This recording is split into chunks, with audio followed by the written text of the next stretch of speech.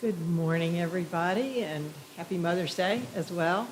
Welcome to the Unitarian Universalist Churches of Central Alabama, which includes this congregation of Tuscaloosa and our sister congregation in Birmingham. We're led together by Reverend Julie Conradi. I'm Jennifer Horn, your worship associate for today's service.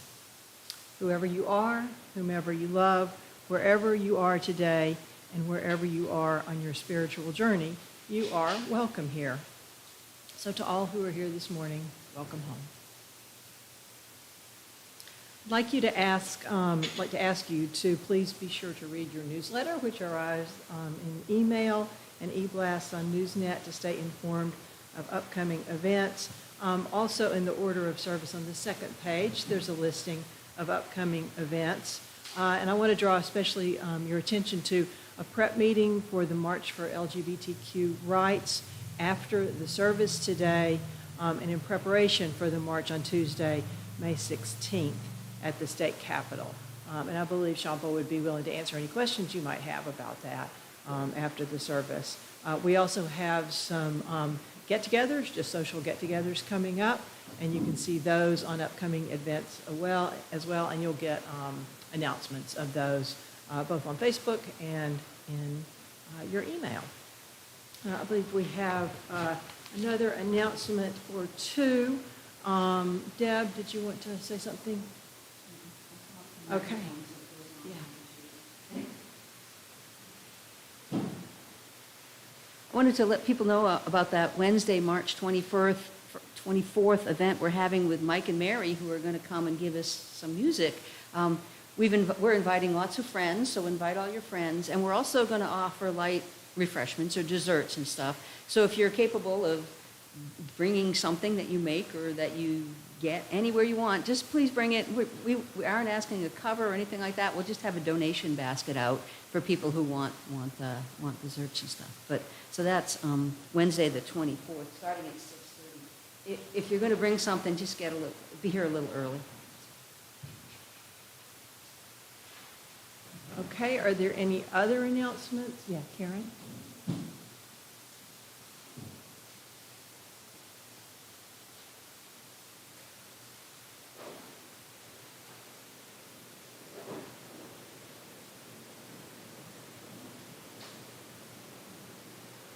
My name is Karen Cronice, and one of the joys of being on the relocation committee is we get to look in all the cupboards and closets and everything else. And part of that is we have found some treasures that the committee invites you to take a look at. Over on the table over there, there are some T-shirts with sizes, and then there are these grocery bags that are nice and big and have UUTuscaloosa on them. They were part of a stewardship campaign a few years ago. Yeah, thank you for the affirmation, Shamba. So, lovely purple, lovely blue, lovely green, and lovely red. These are on the box on the bench over there. The T-shirts are on a table. Please, you want one, you need one. It would be the pleasure of the relocation committee to see you take those. So relocation committee is me and Bobby Freeman and Peter Vischer, Melissa Barksdale, and Ed Stevenson. So on behalf of those folks, thank you. Okay. Free T-shirts and tote bags. That's my kind of announcement. I also want to remind you to look on the back of your program if you would like to get the contact information for congregation leaders and staff.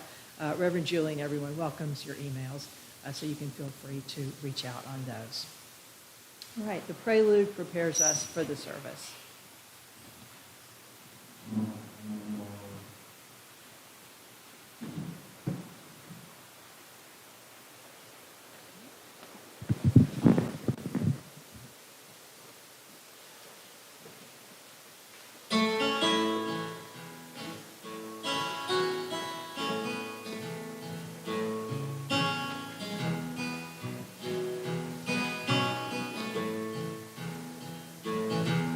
There's a man by my side walking.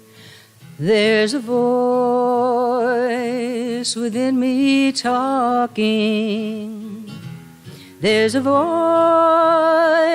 within me saying, carry it on, carry it on. They will tell their empty stories, send their dogs to bite our bodies. They will lock us up in prison. Carry it on, carry it on. When you can't go any longer, take the hand of your brother. Every victory brings another. Carry it on, carry it on. Carry it on, carry it on. Carry it on, carry it on.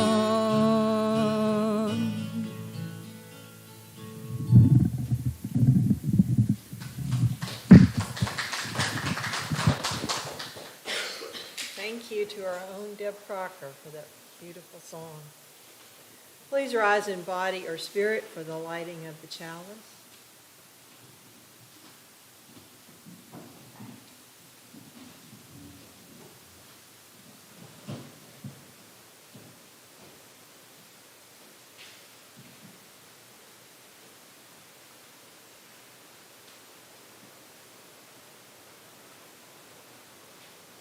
The chalice we light today is a symbol of our faith.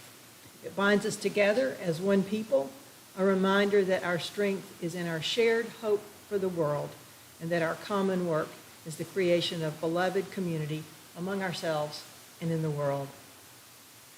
In the spirit of inclusivity and welcome, please take the next few moments to greet those in your immediate vicinity, especially those who are newer and those you may not recognize. And we particularly want to welcome our guest speaker today, Mr. Spiver Gordon of Greene County and Black Belt fame, and his wife, Barbara Underwood Gordon, right here in the front. Our own Monty Thornburg, right here, will properly introduce him in a bit. So please take a moment to greet one another.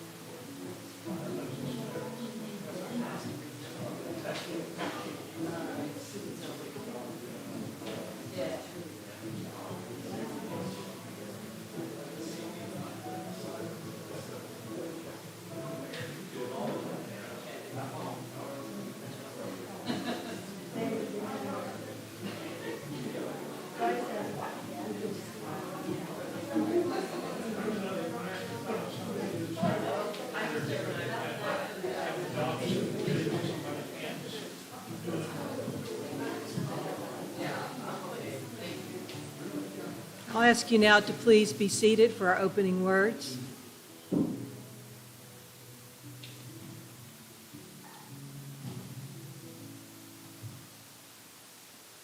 Here we are in our circle again, a circle of vision and reflection, a forum for deciding and empowering. Here we are at the base of another bridge, another space spanning the shores of today and tomorrow, beckoning us to cross the chasm one day at a time. Here we are, gathered again at the cusp of the future, at the boundary that holds community together.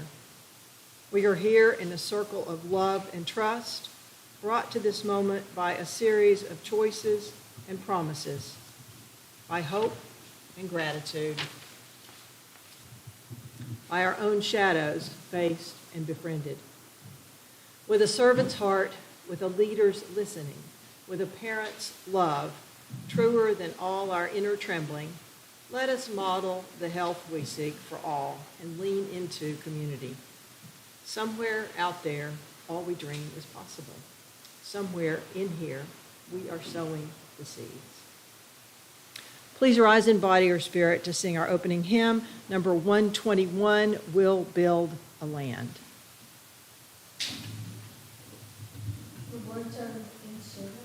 That's at the end. 121, please. We'll build the land.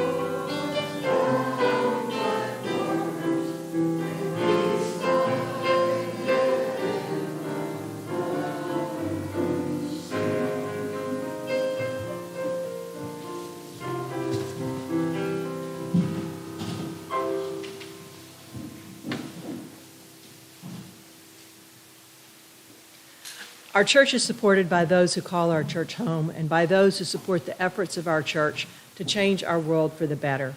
If this is your first time with us, please pass the plate. We're just glad that you're here.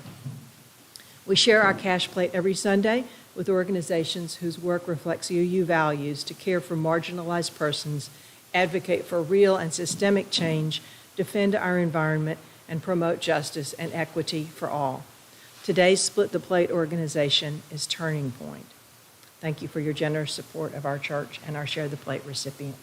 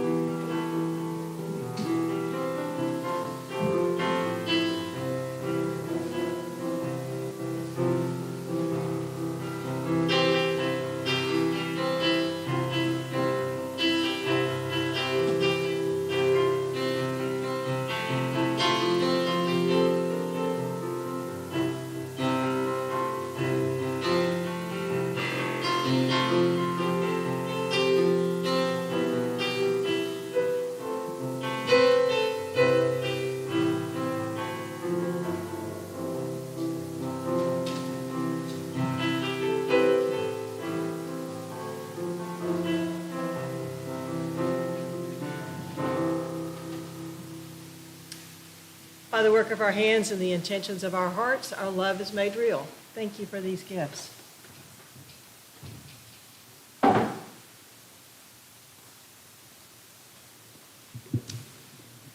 When we gather together in loving community, we remember that we do not travel this earth alone.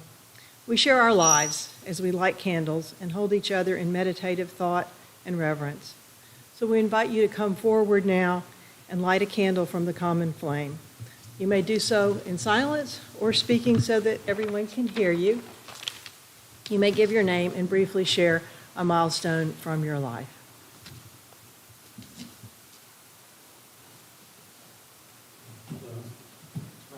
I'm Ron Buda. There's a couple of interesting things I've learned as one of the few professional astronomers in the area, retired, that is. And one of them is James Webb Space Telescope imaged a debris disk in greater detail around a star called Beta Pictoris. And that disk is believed to be a solar system in formation. And can you imagine that? We start seeing details like that, in the infrared especially.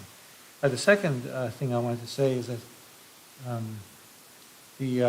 this year, or at least this time frame, next couple of years, is the 100th anniversary of when human beings discovered that the universe was a whole lot bigger than they thought it was. Hubble detected Cepheid variables in 1924, so it's close to that time.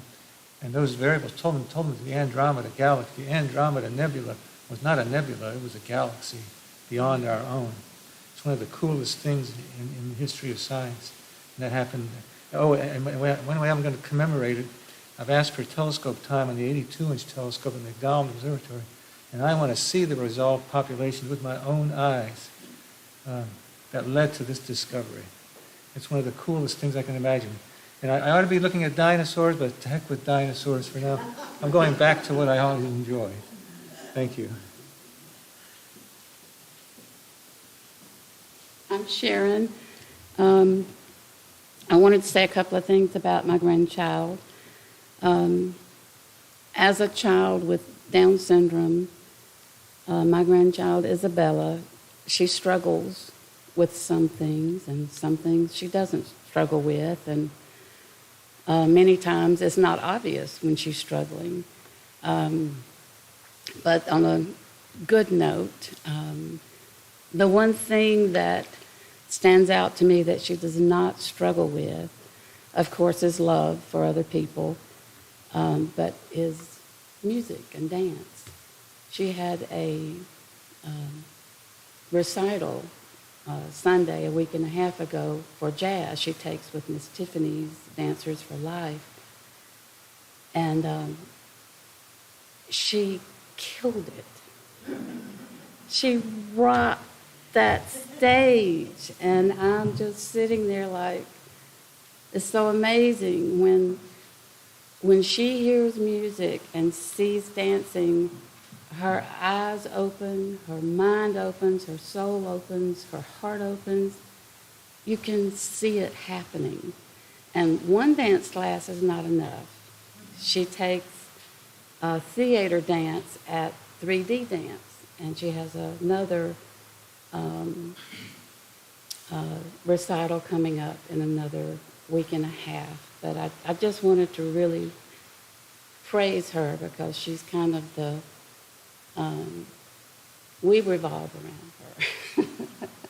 And she just had a birthday. She just turned 14, and I'm officially petrified. And the side eyes and spank eyes have begun in earnest.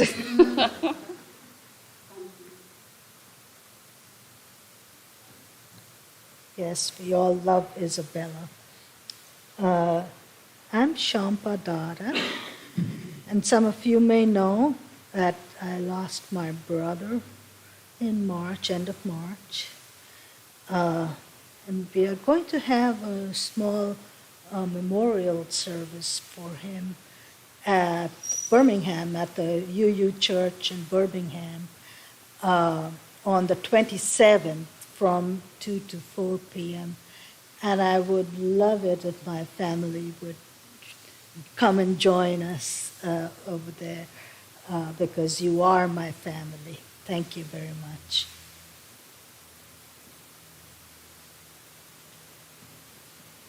Hi, I'm Jaden. Tomorrow I take my last final exam, and then on Saturday I get to graduate high school, which is awesome. So,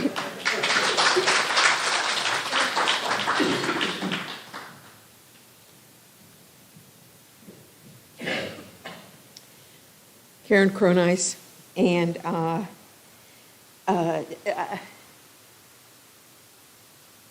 today's Mother's Day, and I just remember that.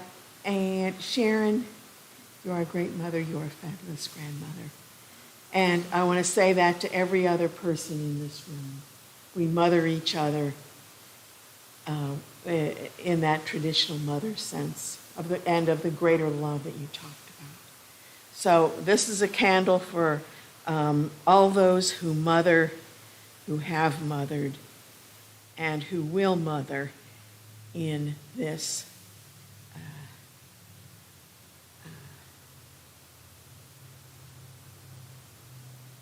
in these times.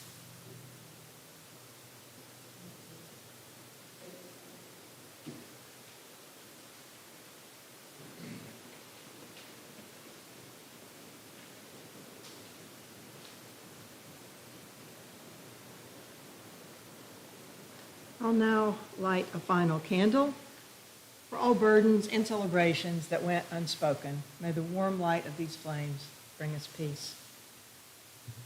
Please join me in the spirit of meditation, followed by a moment of silence. Today's meditation was written by Alice Anachika Naisman.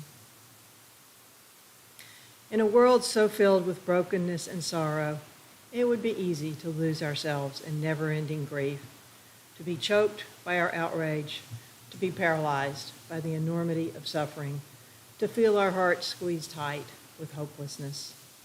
Instead, this morning, let us simply breathe together as we hold our hearts open. Breathing in as our hearts fill with compassion, breathing out as we pray for healing in our world and in our lives. Breathing in, opening ourselves to the transforming power of love. Breathing out as we pray for peace in our world and in our lives. Breathing in as we hold hope in our hearts. Breathing out as we pray for justice in our world and in our lives. May we know our strength. May we be filled with courage. May our love flow from us into this world. Breathing in, we are the prayer. Breathing out, we are the healing. Breathing in, we are the love. Breathing out, we are the peace. Breathing in, we are the hope. Breathing out, we are the justice. May we know our strength. May we be filled with courage. May our love flow from us into this world. Amen. Blessed be. May it ever be so.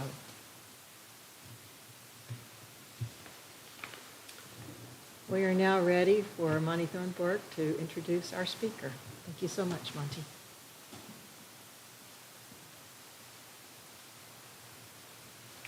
Is this on? Yes, it is. Good morning. I really appreciate everyone being here. I was just overwhelmed with the song at the beginning, Carry It On. My friend Spiver Gordon is still carrying it on in Alabama, and he's here to talk about some of his experiences. I'm here to introduce him, but before I talk about that, I want to introduce his wife, Barbara Underwood Gordon. I had the pleasure of attending Spiver and Barbara's church a few weeks ago, Presbyterian Church in Mantua, Greene County, Alabama. And that goes all the way back to Reconstruction times. And there's a period in history where one pretty famous author said, who owns history? And Mr. Gordon has worked tirelessly for more than 40 years that I know about to preserve a very important history in a museum that's in Mantua and another one that's in Utah, Alabama. Mr. Gordon has given me the pleasure, he and his wife, to live where that museum exists. And some of the artifacts that come from that museum are over here. I brought them. They kind of tell a story. I'm not going to go through that because I want to give him plenty of time.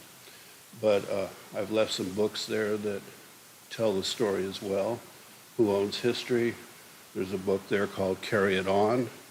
There's another book there about a young man who was in 1970, 68, 970, the very first person to ever play in the Deep South Southeast Conference.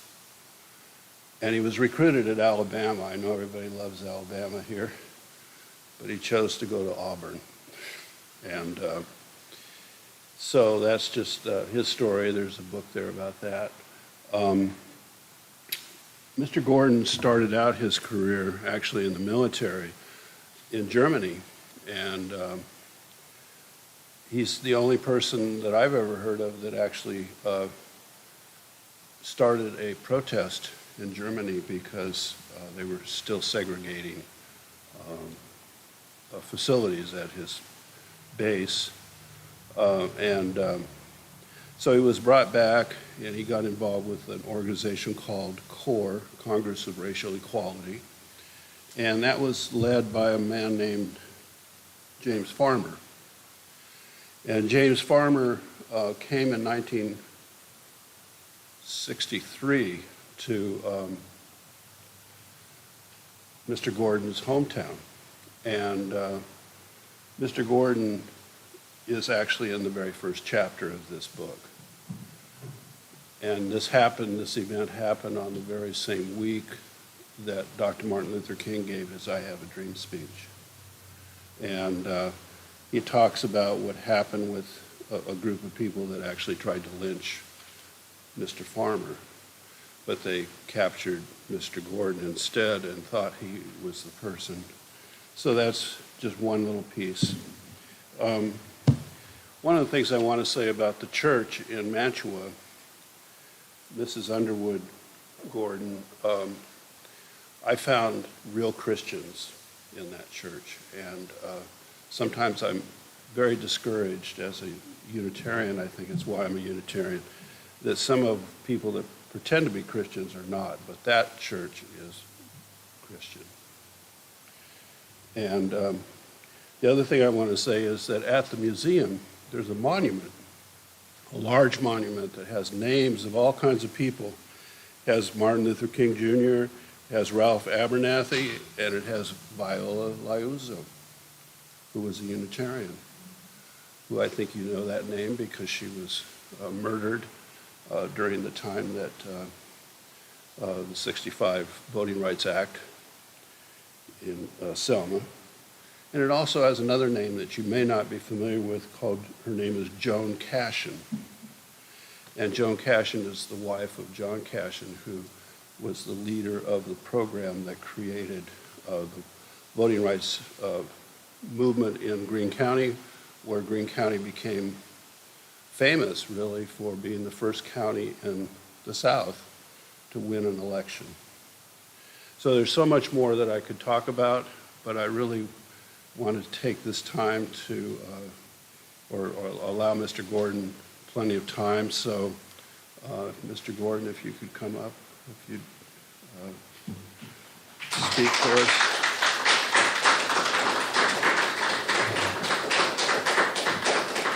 Thank you so much. Mr. Gordon, just so I appreciate you so much for being here. And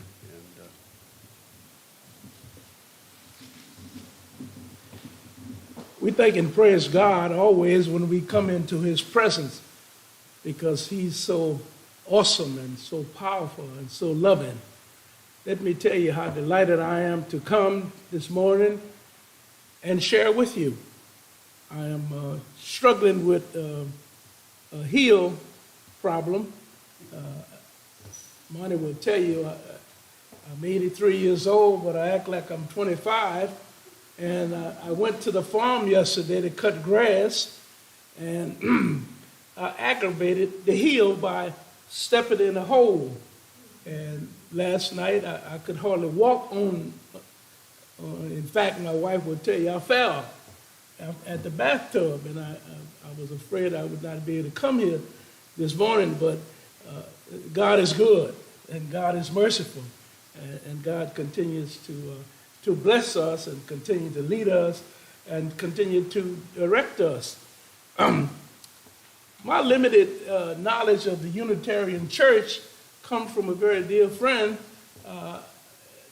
Attorney John Dew and Patricia Dew. You may not know them, but check the history, you'll find out that they were outstanding civil rights people in the Unitarian Church in Tallahassee, Florida. In fact, you may read about the bus boycott that was started. In fact, the boycott in Tallahassee started even before Martin had the boycott here. And John and Pat Dew were outstanding leaders who struggled. And John would always kid me because at that point I was a Baptist, and John would say, well, you need to become a Unitarian. And we would talk about it, and I have, as I said, a limited knowledge of the church. But I know John Dew, and the Lord has blessed us with Monty, who is in Greene County now. And the two things that I can say about both of these individuals is that they're sharing and they're giving, and they love people. Monty has shown outstanding love for our community. In fact, he's moved into it. He's become a part of our community, and we've accepted him. And he's doing outstanding things, trying to develop us and to move us forward. There are many things I'd like to share with you. First of all, let me tell you that the music was fine, and I enjoyed the gentle singing. And one of the problems I have also is I don't hear well. And I guess I'm so vain I don't put my hearing aid in, but it rings all the time. So, and particularly when I come into a crowd. But God has been good to me. All these years, God has been good and continue to bless me and continue to lead me in righteousness. As I said, there are a number of things that I want to share with you. Monty mentioned something about the military, and I served my country. I was in the military until I finished, and then I joined the nonviolent army of the Congress of Racial Equality and began to carry on the work. My first serious encounter with racism, unfortunately, was in the United States Army. There was this man who was in, and that was my first time I heard the N-word in my life, was then in the military, and this man used the word, and it greatly pained me. But, we overcome, we grow. The other problem I had in the military was in Berblingen, Germany, small community just out of Stuttgart, where I was stationed. They have what is known as guest houses in Germany, where people go, and I guess you call them a juke joint here, you call them a bar, saloon, whatever. And soldiers frequent those and went all over. And of course, while the military installation was wide open, I mean, everybody was treated fairly and equal and attended everything. And I'm talking 1961 and 1962. And of course, on the post, everything is fine, except this one exception with this individual. And when we decided to go to visit these clubs, and the moment we got there were three of us, we were told you can't come in. We wanted to know why we couldn't come in. They said, well, we don't serve your kind here. And we want to know, what kind are you talking about? We're humankind, and we think you are, and we don't quite understand that. But nonetheless, they stopped us from going in the club. So I decided that we need to do something about that. And so I organized the group, and we decided to go and protest at the club. And we shut it down. And it got the attention of the military installation, and of course it was put off limits for everybody else. Nobody else could go there. And that opened up the clubs because we stood and we took a position. And continue talking about the military, because Monty is doing a lot of work with military people. I observed on television this morning that the leaker, the young person who was leaking the information, is a military person, and that's frightening. Very young person who has such evil in his heart, wanting to have a race war, and locked in with guns and violence. That's very troubling. And so I want to challenge you this morning as I talk about the challenges that we face in the beloved community. And we face a lot of challenges in this community. We're threatened with so many things. And I'm sure most of you are aware of so many things. Hatred. There's so much trouble, so much hate in our nation and in our country now. The Asians community is attacked, beaten on the street.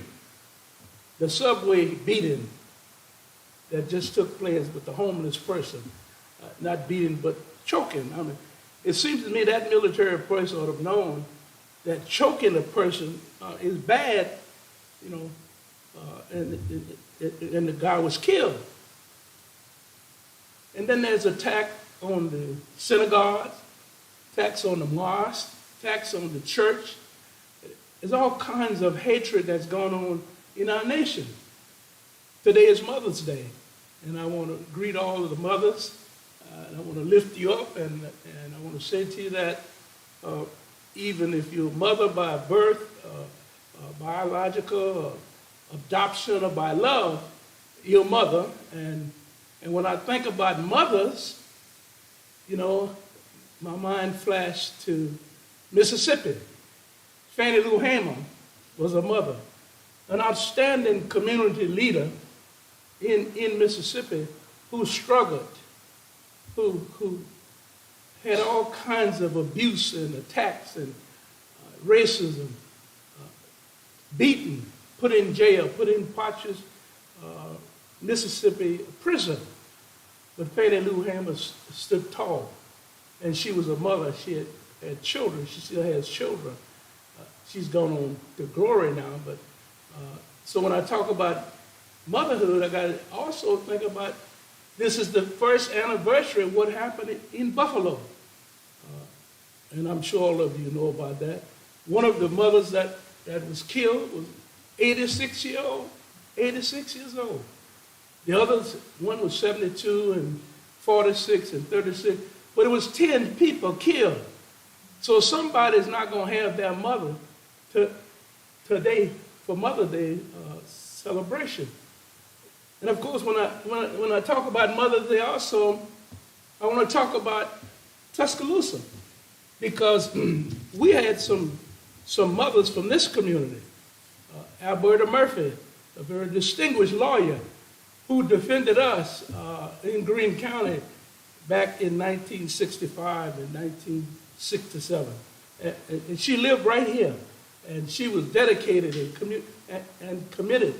And of course, we know the story of Mrs. Parks, Ms. Rosa Parks, when she decided that she wasn't going to fall, that she's going to sit, and that she's going to stand. And she was standing up for all of us who are here now. So when we think about motherhood, we cannot forget about Mrs. Viola Lauzo. Mrs. Lauzo was a mother who came to Alabama, who was, all she was doing was bringing people to the polls so that they could register and vote. She was killed.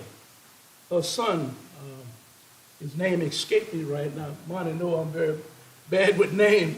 His name escaped me, but he came and marched with us in the Selma to Montgomery. He's still actively involved, but he doesn't have his mother. Her life was taken through hatred and through violence.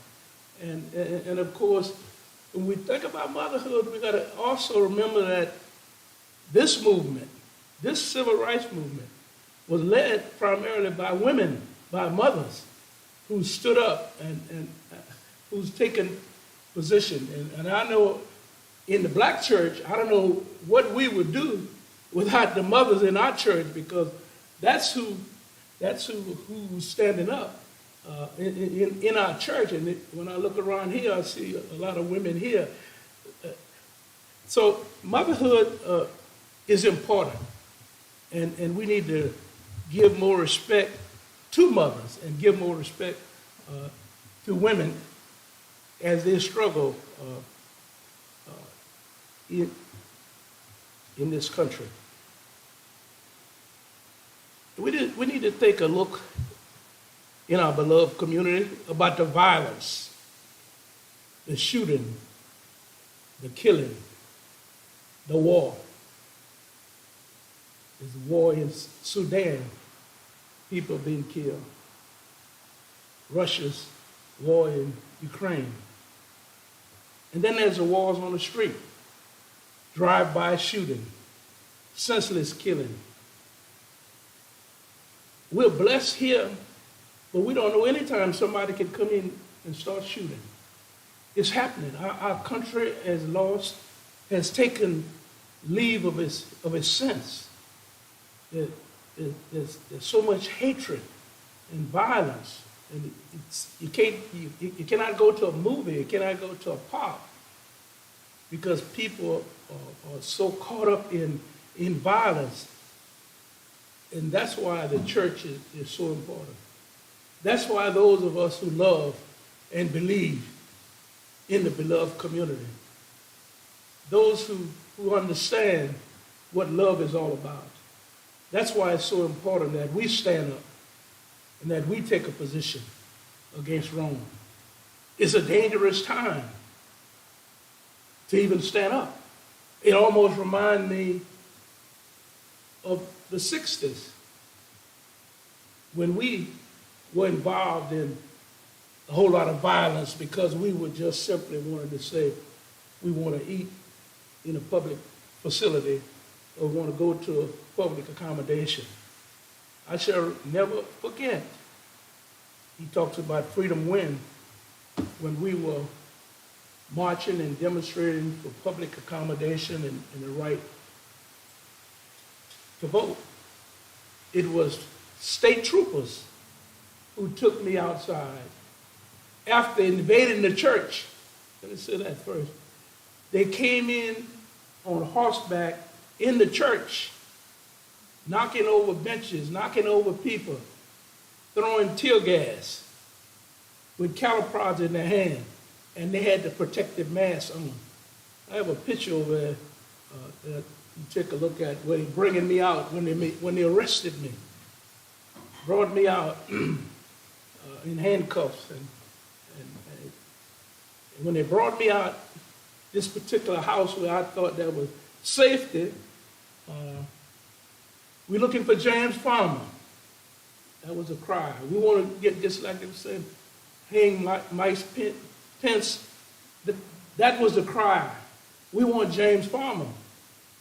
And when they got to the house that I was in, because we were spread out everywhere, tear gas and cattle prods, so we were getting out of the way. And I was hiding in this particular house next to the church. And they came and pushed the lady back and said, we want to find any of them civil right niggers you got in this house. And of course, I know I was there, and they said, come out now, James Farmer, we know you're in here. Well, I came out, and they started yelling, we got James Farmer, we got James Farmer. They had me. And when the chief of police saw who I was, he said, oh no, that ain't James Farmer. He is worse than James Farmer because he lives here. He knows better. And that's when they took the rope and put it around my neck and threw it up to a utility post. But God is good. In that crowd of beer drinking, cattle prods, horseback riding policemen was a white colonel in the state troopers who stood up and came forward. He said, either arrest this man or let him go. And they were yelling and hollering and screaming, and tear gas was all over the place.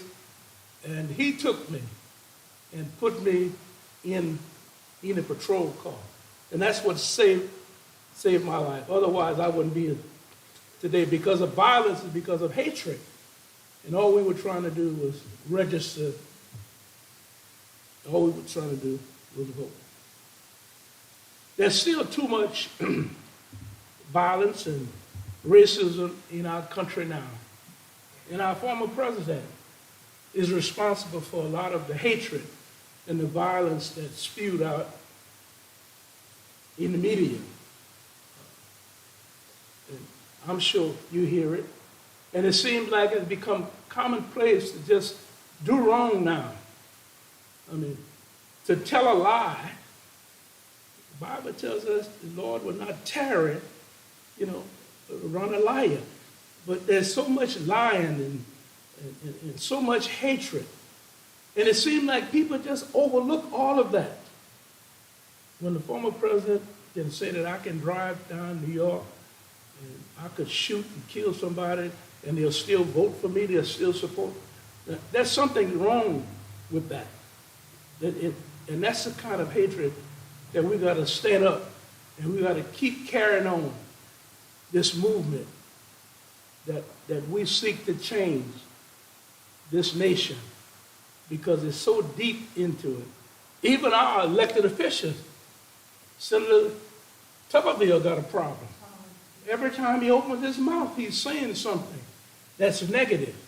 and it has a racial connotation. So we have to remember that we can change Alabama if we come together. If we come together and stand up for that which is right, like we did in the 60s when blacks and whites came together, saying we ain't going to let nobody turn us around.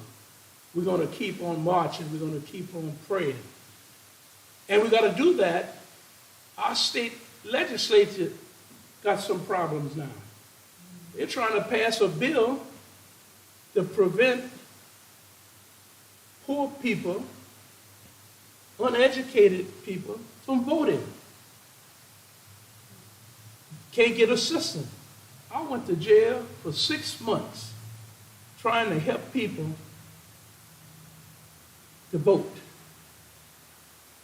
And that law has been passed in our legislature as of a couple of days ago, that you can't get assistance at the poll, which means that if somebody can't read or write, you're saying that they can't vote. So part of my carrying on is to organize now seminars and community type meetings to educate people, to help them understand how to vote and what to vote for. Our communities need us, and our communities need volunteers to come, like Mickey Swerner and James Chaney and Andy Goodman. They came and they worked with me in Meridian, Mississippi. And they gave their life. James Chaney and Mickey Swerner, that night, we had just left Meridian, Mississippi. And and the song we sung all the time when we left, this may be the last time. This may be the last time we get together. This may be the last time.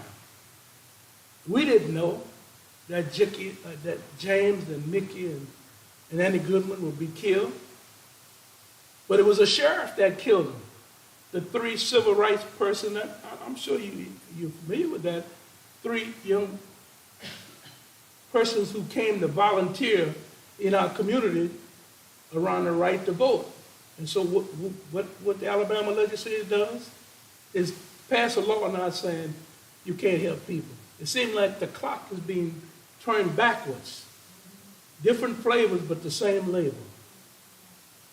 And that's the kind of thing, my brothers and sisters, that we have to stand up against. All kinds of people being attacked for no reason at all. Your decision, your lifestyle should not be under attack. Who you love and who you marry, that should not be under attack, but it's being attacked. I mean, people are threatened every day because of their lifestyle, because of their position. And I got to sadly report that things are not getting any better when we look at the attempts with the Supreme Court to overrule the abortion situation. No one has a right to tell a woman, I mean, what Tuberville have any rights to deal with somebody's right to choose? We're God people, and we make our decisions based upon what we believe in, what we know is right. But some of these states are even saying it doesn't make any difference. We're not going to have abortion. We're not going to have anything. It doesn't make any difference. But that same group of people want to put restrictions now on that child who has born and who's alive and who needs welfare assistance, who needs help. That same government will say no. And that same government will give farmers, they call it subsidy, give farmers money to not plant. There's something wrong about that we get confused about what humanity is all about. So we have to struggle, my brothers and sisters, to change this corrupt political system that we're living in. Brother Clarence Thomas has had trouble from the very beginning. His sister was on welfare. I don't know if y'all know that or not. He came from a very poor family. And we didn't support him when he went on because we didn't expect that he was going to stand up for the rights and the liberties of everybody. But now, he's flying around in jets and living high on the hog and still ruling on cases that he ought to recuse himself from. So our political system is corrupt. And unless we, those of us who are in the beloved community, take a stand and stand up against racism and sexism and all the things that destroy us, I want to challenge you. We need to band together as a people and say again, we ain't going to let nobody turn us around. We're going to keep on marching. We're going to keep on standing up. We're going to try to elect the best candidates as we can. We're going to try to change our political system.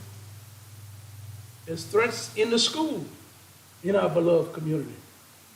There, folk, I lived in Tallahassee for 10 years. And I remember when Mickey Mouse came, Walt Disney came, and it was a great boom to Florida industrially. And now the Centers is in a war with Mickey Mouse. I mean, I'm just saying that we got to be very careful. And I'm not attacking Republicans, because I believe that there are good people everywhere. And it doesn't make any difference whether they're Republican, independent. But if they got God in them, then they know how to govern and they know how to lead. So, but we need to find those kind of people. We need to find those people because they are important to us. Let me conclude by telling you that part of our carry on now, as I indicated, is to develop these community-based seminars to teach people.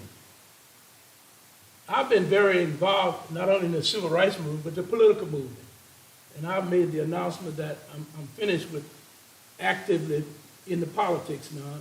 I'm going to direct my attention to education and teaching folk, how to choose a candidate, how to vote, and what are the issues.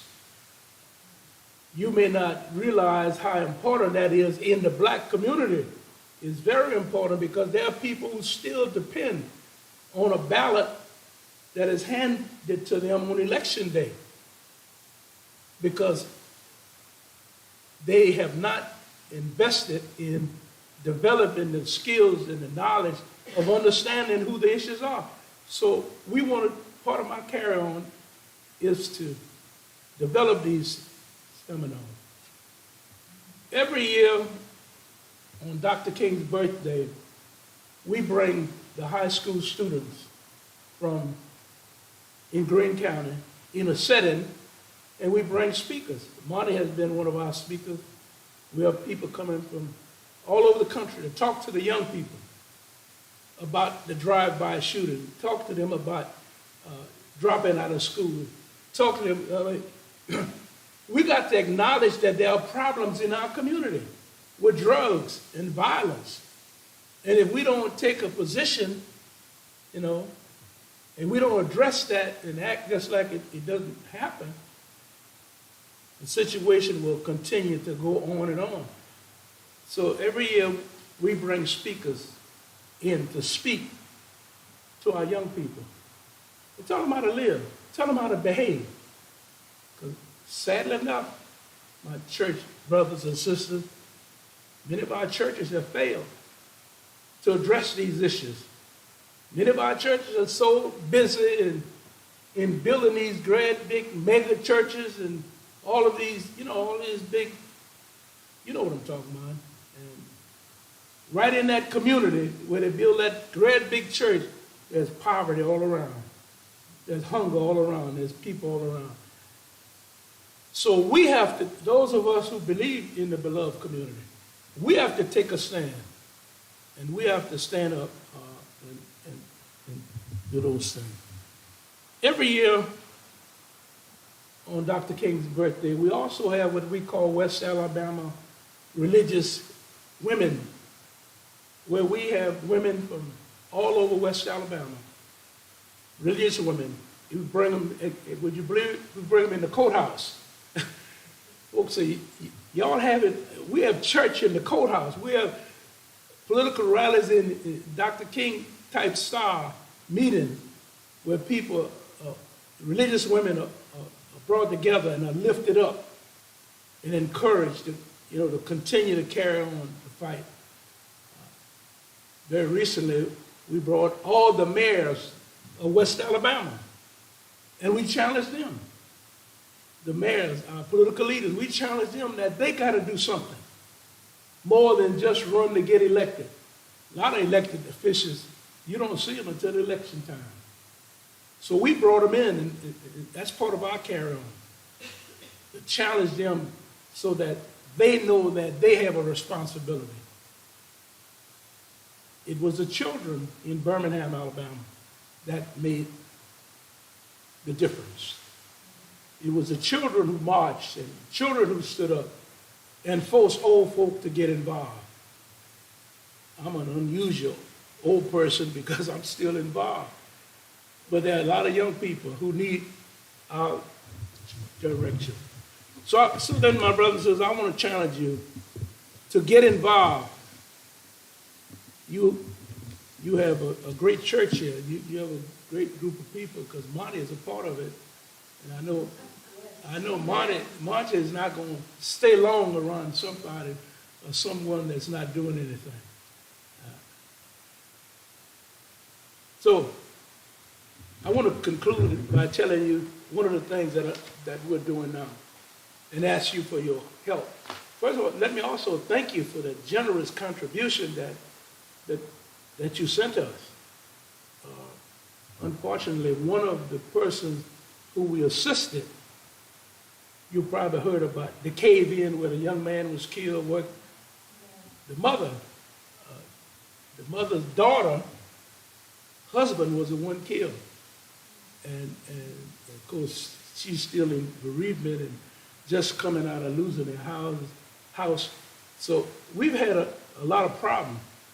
But God is still with us, and we believe and we know that God's going to sustain us and is going to direct us and going to lead us through the difficulties because he never promised that everything was going to be easy. He just said that he would be with us. So one of the things that I'm doing now, and I want to leave it with your lay leader, we're going to put a monument in a community. If you heard Monty talk about Judge William McKinley Branch, well, Judge McKinley Branch was the first black probate judge in the United States of America. Greene County is a little small community, but the first sheriff, black sheriff in the United States of America comes from Greene County, Alabama. He was in Macon. He was the sheriff over there. We've had some very historical things to happen in our community, and we want to continue to provide leadership. And this monument that we want to put talks about Miss Alberta Murphy and talks about Chuck Morgan. Chuck Morgan was very involved in Greene County. In fact, he filed the lawsuit that opened up Greene County to give us the right to vote. And so our partnership, our togetherness is important. And there are many names that, if this copy is made, and you will see, many of them have gone on to glory, but there are still those who are still carrying on. There are still those who are still fighting. And so however you can help, whatever you can do, we encourage you. Again, I want to thank you for this opportunity to come and share with you. I hope I haven't been too long talking, but I've enjoyed being here with you, and I pray God's blessings upon you as you go forward in your work, and I'm sure Monty will be very involved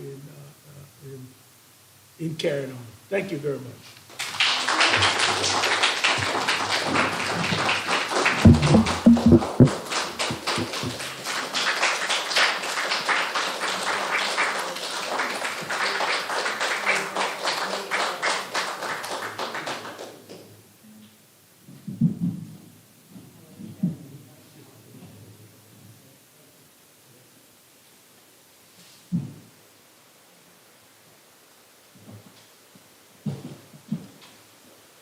Thanks so much to you, Mr. Gordon, for being here today and for those inspiring words. We really appreciate it, and we needed to hear it. So thank you so much. Thank you. Please rise in body or spirit for our closing hymn, Extinguishing of the Chalice, and remain standing through the benediction. Our closing hymn is number 169, We Shall Overcome.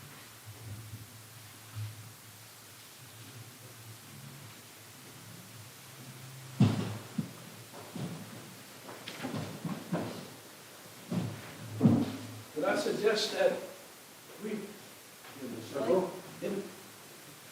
put the book down and join hands? I think we know that song. Sure. Join on. Wherever you are, just join on.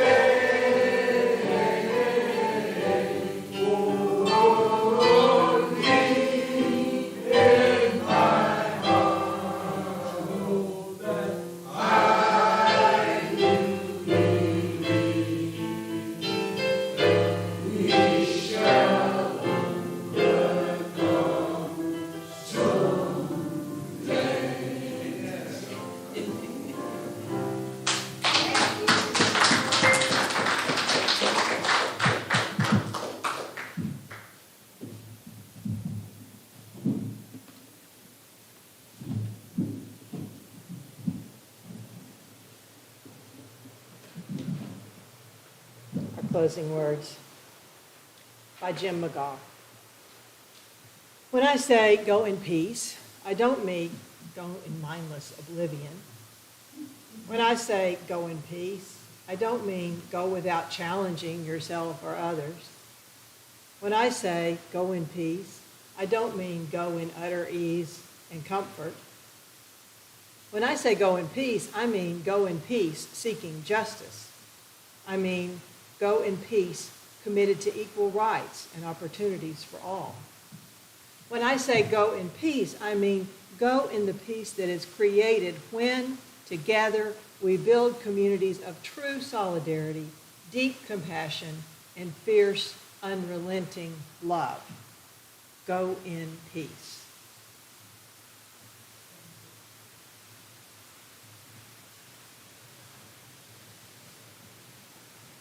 The flame is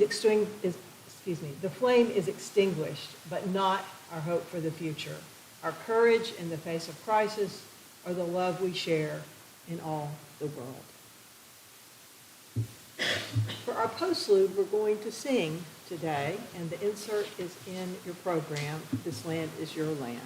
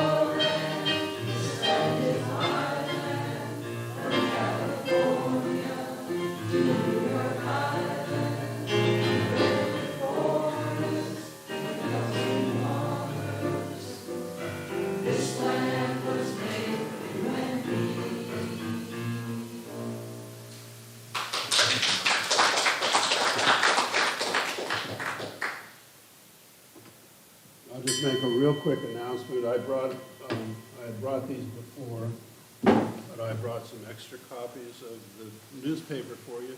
They're only 75 cents if you bought it. I bought a Tuscaloosa paper today for almost $5. And these are free. That's great. And these have a photograph of Spider when he was marching with the president. Good. Maybe we can put them on the table over there. Yeah. Only $25 per year. Okay. All right. Yes. We need to do something to keep it going. Very good newspaper. Well, thank you, Shampa. Thank you so much, Monty. Thank you, Mr. Gordon and Mrs. Gordon, for being here today. Thanks, everybody, for being here. The service is ended. Please go in peace and stick around for coffee and cookies if you would like to. Thanks very much. And the meeting. And the meeting, yes. And the meeting. For journey to Montgomery, the protesters followed people will